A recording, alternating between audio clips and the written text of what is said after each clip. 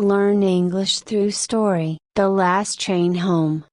In a bustling metropolis, where the neon lights flickered against the night sky, there lived a man named Victor, a middle-aged executive in a prestigious finance firm. Victor was the epitome of success. He had a corner office, a six-figure salary, and the admiration of his colleagues. Yet, beneath the surface of his glamorous life lay a profound emptiness. His relentless pursuit of success had cost him his relationships, particularly with his family. Victor's days were consumed by back-to-back meetings, business trips, and the pressure to perform. He had long neglected his wife, Claire, and their teenage daughter, Emma. With each passing year, Victor promised himself he would carve out time for them, yet he found excuses to prioritize work instead. As he sunk deeper into his corporate ambitions, the distance between him and his family grew. One chilly December evening, after a grueling week filled with endless conference calls and spreadsheets, Victor left the office late. He glanced at his watch and realized he had missed his daughter's school playa, an event he had promised he would attend. Guilt washed over him, but he quickly brushed it aside, telling himself he would make it up to her later. Rushing toward the subway station, Victor barely noticed the world around him. He hurried down the steps and found himself standing on the platform, waiting for the last train of the night. The rhythmic hum of the train approached, its headlights piercing through the darkness. As the doors slid open, he stepped inside, finding a seat near the window. As the train rattled along its course,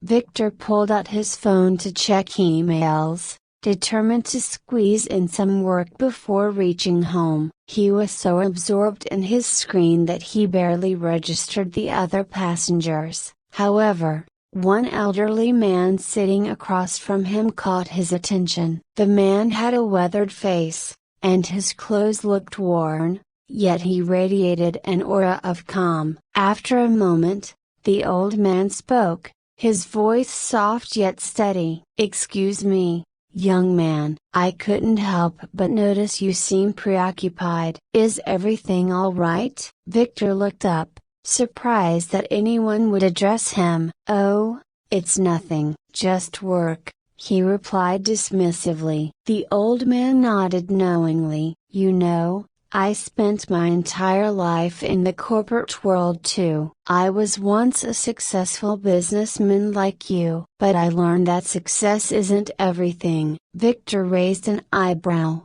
intrigued. "What do you mean?" The old man leaned forward. "I devoted myself to my career, sacrificing precious moments with my family for promotions and accolades. I thought they would bring me happiness. But when I finally retired, I found that my family had drifted away. My children had their own lives, and I had missed their important milestones." Victor's heart sank. The old man's words echoed his own fears, and for the first time in years, he felt a flicker of vulnerability. "What did you do?" he asked, genuinely curious. "I tried to reconnect," the old man replied. "But it was too late. I realized that I had traded my time with them for material success. I often think about how I could have changed that if I had chosen differently." The train slowed as it approached the next station, but Victor was engrossed in the conversation. "So what do you suggest I do?"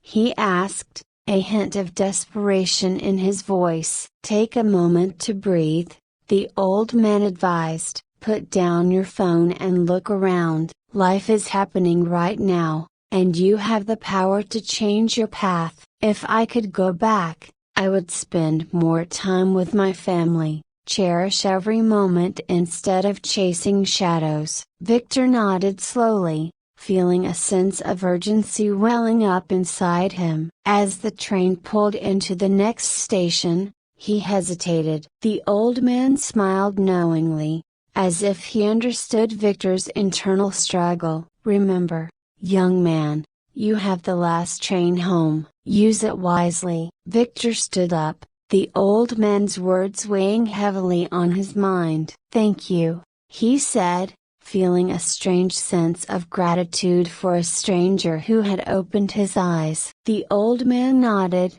and as Victor stepped off the train, he felt a rush of clarity. In that moment, Victor made a choice. He rushed back to the office, gathered his things, and left behind the weight of his corporate life. Instead of heading home, he made a detour to the nearby park where Claire and Emma often spent time. As he approached, he saw them sitting on a bench, laughing together as they shared a snack. His heart swelled with emotion. For the first time in a long while, he felt alive. Without thinking twice, he called out to them, "Hey, what are you two doing?" Claire and Emma looked up, surprise etched on their faces. When they recognized him, their expressions shifted to joy. "Dad, you made it!" Emma exclaimed, running to hug him. Victor knelt down and embraced his daughter tightly, feeling warmth radiate from her. He then turned to Claire, who looked at him with a mixture of relief and happiness. "I'm so sorry for missing the play," he said earnestly. "I've been working too much, and I want to change that." Claire smiled softly, tears glistening in her eyes. "We just want you to be present with us, Victor." "You don't have to be perfect." "I know," he replied, wiping a tear from his cheek. "I want to be part of your lives again. I want to cherish every moment." As the sun set over the park, Victor, Claire, and Emma sat together, sharing stories and laughter. He listened intently as they talked about their day, fully engaged in their world. He realized that the emptiness he had felt for so long was slowly being filled with love and connection. From that day forward, Victor made a conscious effort to prioritize his family. He set boundaries at work, dedicated time to be with Claire and Emma, and participated in their lives. The last train home had led him not only to a place but also to a new beginning, a life filled with purpose and love. Years later, as Victor reflected on his journey, he often thought of the old man on the train who had been his unexpected mentor. He understood now that success was not measured in wealth but in the relationships we nurture and the time we spent with those we love. In the end, it is those moments that define our true legacy. I hope you enjoyed the story. If you enjoyed, then please like and share this video, and don't forget to subscribe our YouTube channel. Thank you for watching.